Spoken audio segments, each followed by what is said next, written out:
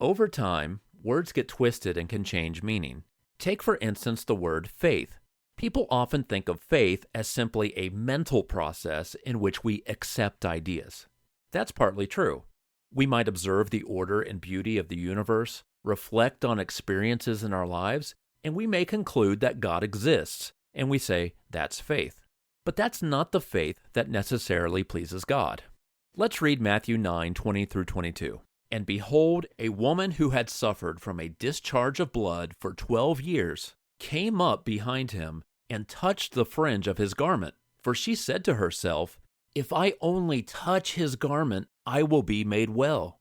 Jesus turned, and seeing her, he said, take heart, daughter, your faith has made you well. And instantly the woman was made well. Mark and Luke's record imply she had to fight through a large multitude to reach Jesus, pushing her fears aside in the process. So, could she have just sat back and watched Jesus from a distance and thought, there goes Jesus, and I believe he can heal me? Would that have alleviated her condition? Well, notice she wasn't healed until after her struggle to get to the Savior.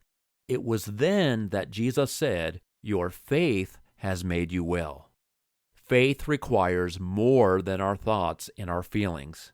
Our faith may begin in our heads and in our hearts, but ultimately, faith will be seen in our conduct. Perhaps your faith is one that recognizes Jesus from a distance, but decides to stay on the outskirts, never getting up close and personal with the Savior. But that's where the healing and the forgiveness are. So, have you moved into the healing presence of Jesus? Or is your faith all in your head?